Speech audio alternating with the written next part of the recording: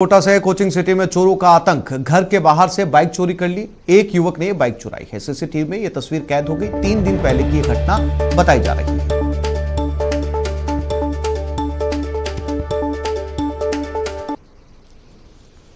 यह CCTV footage सामने आया है जहां पर एक चोर रात को बाइक चुराकर भाग रहा है। कोटा की यह तस्वीर है और बिल्कुल ठीक घर के बाहर से बाइक चोरी की गई है। यानी कि बेखौफ चोर के हौसलों का अंदाजा लगाया जा सकता है। ना पुलिस का डर, ना ये बाइक बाजार से चुराई गई, ना कहीं भीड़भाड़ वाले इलाके से, बल्कि बाइक मालिक का जो घर है ठीक उसके घर के आगे से ये बाइक चुराई गई।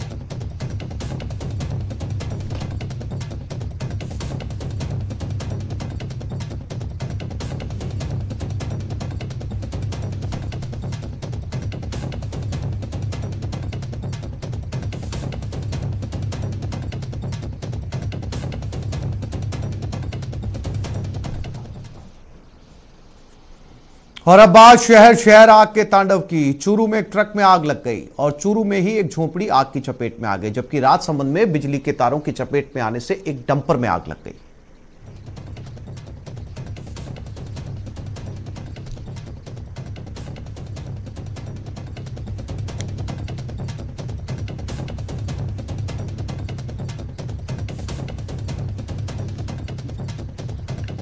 ये 3 तस्वीरें जहां पर आग की तस्वीरें सामने आई। 2 पहली तस्वीरें चूरू की है जहां पर एक ट्रक में आग लगी और दूसरी तस्वीर में चूरू में ही एक झोंपड़ी जलकर राख हो गई और तीसरी तस्वीर आप एक डंपर की देख रहे हैं। बिजली की तारों की चपेट में यह डंपर आ गया और उसके बाद में पूरी तरह से जलकर राख हो गया।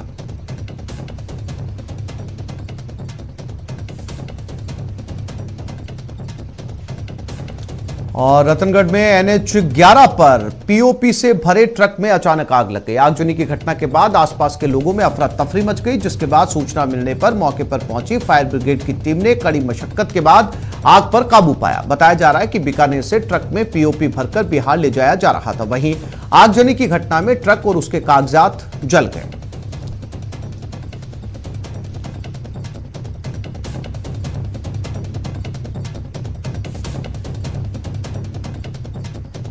और चूरू जिले के रामपुर गांव में भी एक झोपड़ी में अचानक आग लग गई, जिससे झोपड़ी में बंधी 13 बकरियां और मवेशी जल गए। इस दौरान घर में रखा सामान भी जलकर राख हो गया। दमकल और ग्रामीण की मदद से कड़ी मशक्कत के बाद इस आग पर काबू पाया गया, लेकिन तब तक सारी बकरियां जल चुकी थी।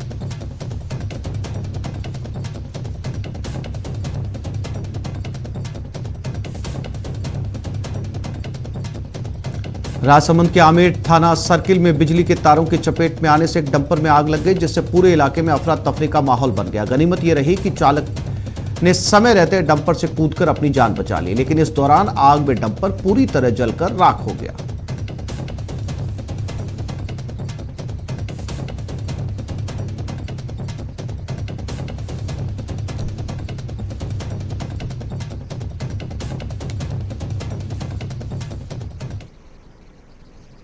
जिस जेल में गड़बड़ियां मिलने पर डीजी जेल ने वहां के एक जेलर और 2 डिप्टी जेलर को सस्पेंड कर दिया था, उस जेल से आई एक खबर ने प्रशासन को बैकफुट पर ला दिया। मामला जोधपुर की फलौदी जेल का है। फलौदी जेल से 16 कैदी फरार।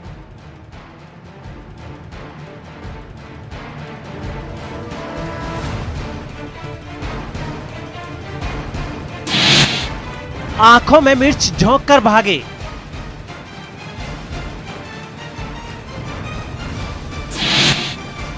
फरारी का सीसीटीवी आया सामने।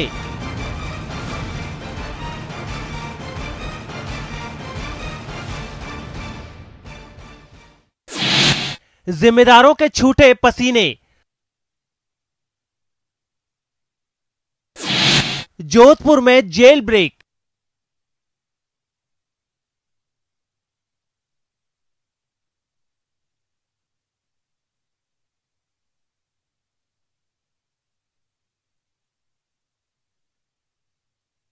और देखा कि बाहर कुछ सब्जी डुली हुई है और अंदर एक जो महिला गार्ड है वो विलाप कर रही थी।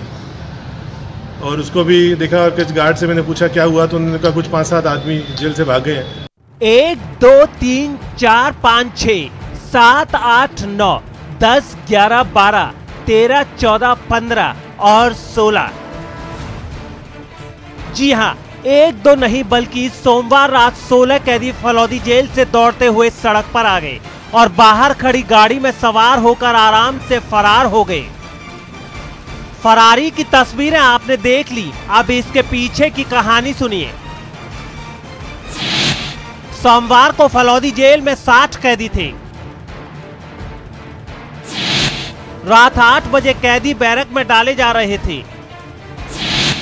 गेट पर तैनात कांस्टेबल ने जैसे ही ताला खोलकर कुंडी सरकाई, कई कैदी दरवाजे को जोरदार धक्का देकर निकल गए। बाहर गेट पर तैनात सिपाहियों से उनका सामना हुआ,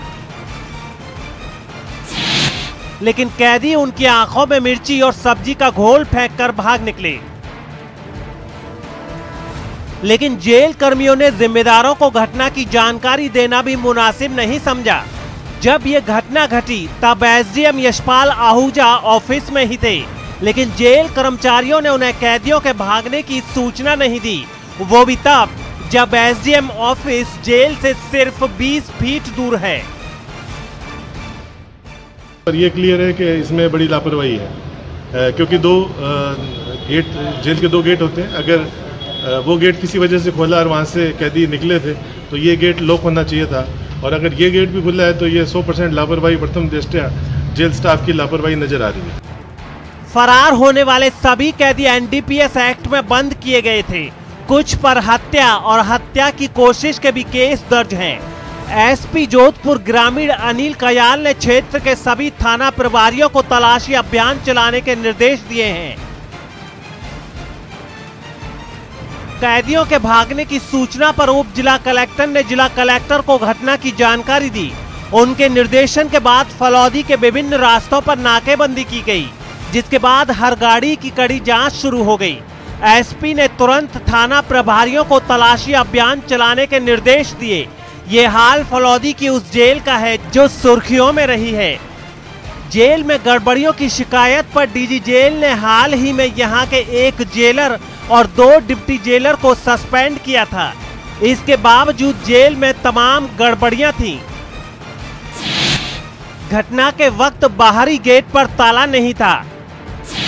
जेल में कैदियों की क्षमता 17 है, जबकि यहां 60 कैदी थे। जेल में सिर्फ 9 स्टाफ हैं। सोमवार को 4 गार्ड्स छुट्टी पर थे।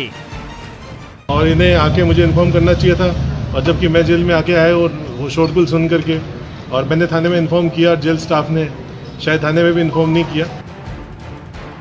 कैदियों की फरारी की खबर आग की तरह फैल गई। सांसद गजेंद्र सिंह शेखावत ने ट्वीट किया कि कांग्रेस शासनकाल में राज्य की कानून व्यवस्था को सूली पर चढ़ाने के बाद अब कारागृह व्यवस्था की भी हालत नाजुक है। उन्होंने तंज कसा कि शुक्र है राज्य के पड़ोसी देश से लगे बॉर्डर की व्यवस्था इनके पास नहीं है, अन्यथा सरकार अपनी विफलताओं में विश्व में अव्वल आती। 16 कैदियों की फरारी अब फुल तूल पकड़ रही है। चुनाव के समय में कानून व्यवस्था को लेकर सियासत भी सुलगने लगी है। पुलिस के लिए जेल तोड़कर भागे कैदी अब बड़ी चुनौती बने हुए हैं। देखना होगा कि 16 कैदी कब सलाखों में वापस आ पाते हैं। न्यूज 18 राजस्थान के लिए जोधपुर से ललित सिंह की रिपोर्ट। और राजधानी जयपुर में भी बीजेपी का स्थापना दिवस मनाया जा रहा है। बीजेपी के प्रदेश अध्यक्ष सतीश पूनिया इस समय संबोधित कर रहे हैं। दुनिया में बहुत सारी विचारधाराएं, बहुत भीड़ है। उस भीड़ में संगठन एक निश्चित विचार के साथ आगे चलता है, और आज पूरी दुनिया को भी ये समझ आती है कि वही विचार, वही दल और वही नीतियां, वही संगठन अस्तित्व में रहेंगे। ये बहस दुनिया में अनेक अवसरों पर चलती है कि कौन सा विचार, कौन सा संगठन और कौन सी नीति ठीक है। लेकिन आज पूरे विश्व में जितने भी राजनीतिक और सामाजिक आंदोलन होते हैं, उसकी पृष्ठभूमि, उसका देश, उसकी माटी, उसका विचार होता है।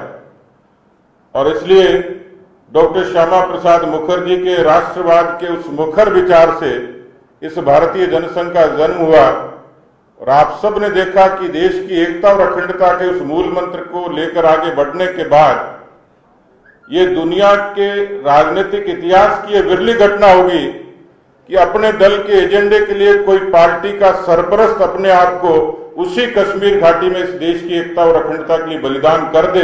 ये दुनिया का अनूठा उदाहरण है। बीजेपी का स्थापना दिवस पर केंद्रीय जल शक्ति मंत्री गजेंद्र सिंह शेखावत ने आज साउथ कोलकाता जिले के पार्टी दफ्तर पर ध्वजारोहण किया। इस मौके पर संगठन को मजबूत बनाने और उसके सिद्धांतों और आदर्शों को हर व्यक्ति तक पहुंचाने का संकल्प लिया।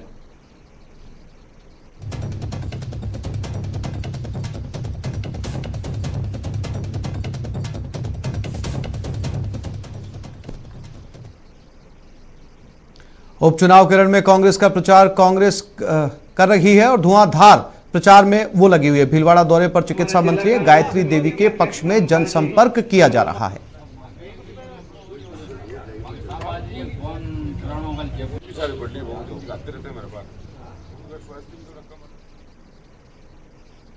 देश में कोरोना केस का रिकॉर्ड 24 घंटे में 96,563 नए केस सामने आए। 24 घंटे में 50,095 मरीज ठीक हुए और देश में 445 मौत दर्ज हुई है। महाराष्ट्र में 47,000 से ज्यादा केस सामने आए हैं।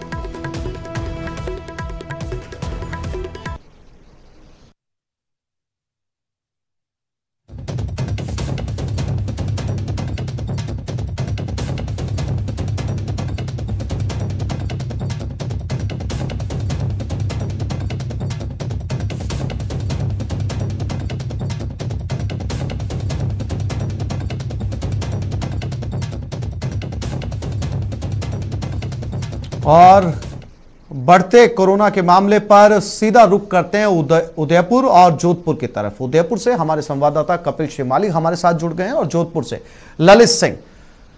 कपिल, लगातार हमने जब कोरोना की शुरुआत हुई थी और लॉकडाउन जिस समय लगा था, हम लगातार रोज चर्चा कर रहे थे बढ़ते मामलों को लेकर और बीच में कपिल एक ऐसा वक्त भी आया कि धीरे धीरे जो सर्दियां आई तो मामले कम होते नजर आए, लेकिन एक बार फिर से हम उसी चर्चा पर लौट आए हैं कपिल, वही आंकड़े और पहले से ज्यादा डराने वाले।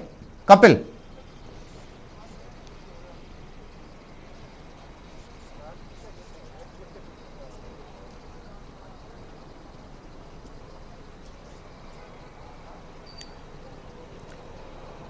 कपिल से फिर से बात करने की कोशिश करेंगे। हमारे संवाददाता ललित सिंह भी जोधपुर से हमारे साथ जुड़े हुए हैं। ललित, एक बार फिर से वही आंकड़े डराने लगे हैं। जोधपुर की स्थिति उस समय भी बहुत खराब थी, एक बार फिर से वही स्थिति से गुजरता हुआ जोधपुर।